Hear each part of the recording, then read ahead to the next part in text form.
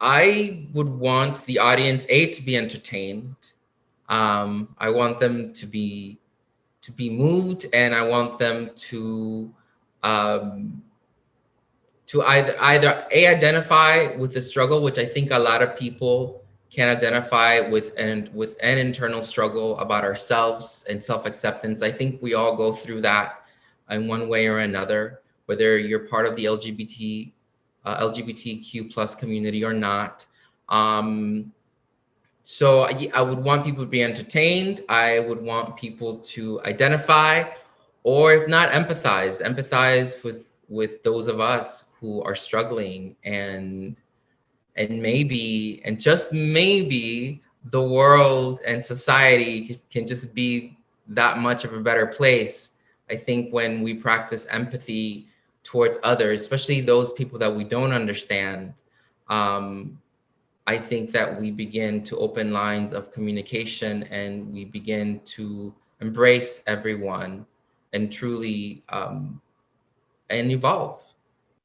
I think I want people to feel a part of the equation, first and foremost, that they're watching something that's interactive, that there's not that wall there between, performer and audience. And I want them to laugh. I want them to see themselves in the people and the characters that are on stage. I want them to feel inspired.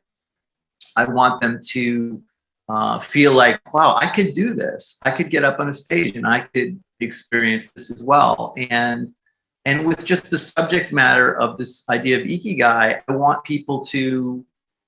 I have a major driving force in my life of wanting people to be happy.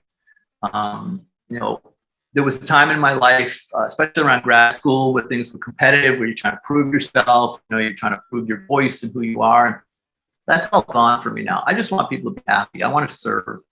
Whether it's volunteering or theater, I want people to break their fears and work it up and to feel successful and to feel driven by their love and passion for something rather than fear. And I want the audience to see our process, to see that I'm not trying to create something that's perfect. I don't like when the product is very different than the process. A lot of times the process is can be really grueling, and then you see this final product and you're like, oh, it's polished and shiny. It looks like everybody had a love fest with each other, and it wasn't that. I would rather, if that's part of the process that we've struggled, I want people to see that struggle. I want the product to be very honest sharing of what the process has been. If it's a love fest, great. Then the show is a love fest, wonderful. If there's been a lot of struggle, I've done shows where 8 of the 9 people in the show were completely connected with each other, and one person was sort of doing their own thing, and the audience was able to see that. Was able to see, wow, this person seems really disconnected from the rest of the group over here. And it's like, yeah, that's what really honestly happened in the process. So yeah, I want the audience to I'd love them to go home and talk about it. I'd love them to feel inspired to follow their own ikigai. We're all out here in this world, and we're all in a struggle, and we're all trying to pay our bills, and we're all trying to find what we love and do it. And I want people to realize that that's still a possibility, that you can still do what you love to do, and that you're never too old. I mean, when a 100-year-old woman rides a bike for the first time, and why do you do it? Well, because I want to know how to ride a bike. I think that if we all took that lesson and just said, you're never too old to do something, and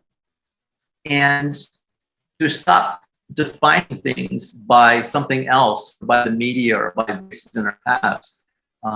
People are like, well, I'm not really a writer because I don't have anything published. It's like, that doesn't mean anything. It's like, if you have that writer within you and you have the joy for writing, then write, and you're going to touch somebody with it. Somebody's going to connect to it.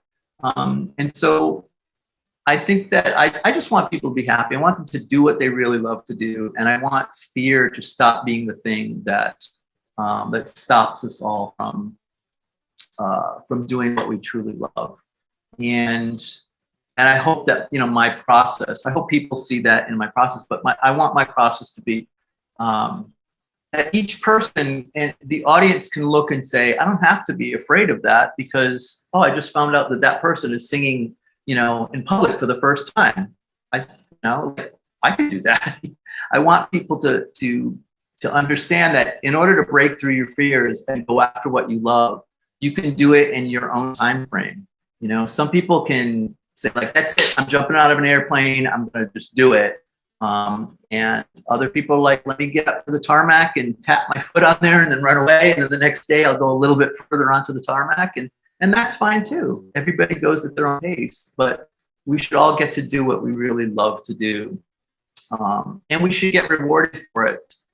If the world needs it and we're good at it and we love it, then there's no reason why we shouldn't be able to get fair market value for that service that we supply to the world. And a lot of times acting and performing, singing, can seem like a really self-indulgent thing. And maybe it is a little bit, maybe it is, but maybe we all need to be a little self-indulgent sometimes, a little narcissistic sometimes. And to, while we're doing the thing that we love, is that maybe we're helping people along the way too. And maybe that's a good thing. And maybe we deserve to get some type of reward for that. And if we're brave enough to follow that, then maybe we can make a career off of it and enjoy our lives. I think I want the audience to leave with a sense of an understanding of agency, especially in regards to the stories we tell ourselves about ourselves. I think that we put a lot of labels on ourselves throughout our lives that sort of lock us into thinking we are a certain way. And we can rely on others to sort of push us in the ways that we tell ourselves that we can't. You say, oh, I'm not really a people person. I have friends who sort of bring me out of my shell, or things like that, where we tell ourselves that we're a certain way, and that limits us. And how do we understand ourselves beyond those labels? How do we push ourselves beyond what we tell ourselves we can do? And how do we make room to unlearn those boxes that we've put ourselves in? I think that's the main takeaway that I'd like to get at with this play. That we have agency in our lives beyond what we tell ourselves we do, and that you're not just the person you always have thought you are, but you are everyone you've ever met, and that imbues you with the abilities of everyone you've ever met, and you internalize those, and you can push yourself beyond this limited idea of you that you think you are. I want the audience to feel like women should not be silent and they should speak up when they're going through SHIT, that they shouldn't take SHIT just because society has a defined role for women as permanent kindergarten teachers. We are much more than kindergarten teachers. And, and also we have the same emotions. Women and men have the same types of emotions. So we shouldn't be stifled. We should be supported. That's what I want the audience to take away from it. Here's two bold women's voices, and they're uncorked. I would love the audience to feel the sense of shared humanity that we all have. We all have wounds. We all have emptiness inside that we're trying to fill, whether it's with sweetness or whether it's with sugar, or whether it's with shit, with more shit. We all are on this planet trying to survive and trying to make sense of our lives and trying to make sense of what we've experienced. And that's what we do all share in common. Even though it's two individual stories, they're connected through this collective theme of survival and moving forward. I would like the audience to take away that no matter who you meet during your day, during your week, you may think that some people have it better or worse than you, but a lot of people have gone through a lot of shit to get where they are. And I would like there to be a common ground where people can have a sense of, you know what? Everyone's going through stuff. So let me just acknowledge that it may not be spoken, but there were 50,000 steps before I met this person. So I'd like people to be a little more reflective. What I would like the audience to get out of Cheater is Cheater is that kind of play that really personifies you don't need to be perfect in order to love somebody and to truly love somebody for who they are. There's the misconception with love that it's supposed to be easy, it's supposed to be perfect, and if it's not perfect, then then you have to leave. And that's not the case with real love. Real love, it's meant to have imperfections, and it's meant to be just as beautiful than the stuff that is sunshine and rainbows. And to live through that is the best thing. It's almost better than the perfect Hallmark stuff. So yeah, that would be what I would think people should take away from it. I started acting at 50 because of a suggestion from a therapist, and just fell in love with it. And just at 50 years old, and at 52, I started working as an actor, and just started doing television shows. And I actually got, just within the last couple of weeks, I'm pinned. Like I'm in the final running for a pretty big part for pretty big directors, which is, I wasn't planning that, wasn't my plan, but it just happened. What I would love for people to get out of it is that it's never too late to find something that makes you happy. What is it? I mean, if you have to change courses in your life to find happiness, maybe that's not such a bad idea. And for myself at 50, I changed careers and became an actor from being a composer and a musician. But I think now, because of COVID and everyone just being kind of locked up and reevaluating their lives, I think the theme has kind of branched out to like a global theme, right? Reevaluating where I am, what's making me happy. So it's okay to reevaluate. I guess that's the thing. What I want the audience to get out of the play, man, I just want us to have fun. I think we've been through enough stuff and enough beautiful things that are happening in the world that we genuinely just need to laugh and enjoy our time. And the whole purpose of Mayhem is for people to just have fun and enjoy and sing along if they want, and just enjoy the ambiance of people that are genuinely just there to have a good time. Like we're all there to enjoy each other's company and live in a happier space, even if it's just for half an hour. So that's what we're doing. What do I want the audience to get out of the play? I want the audience to get a sense that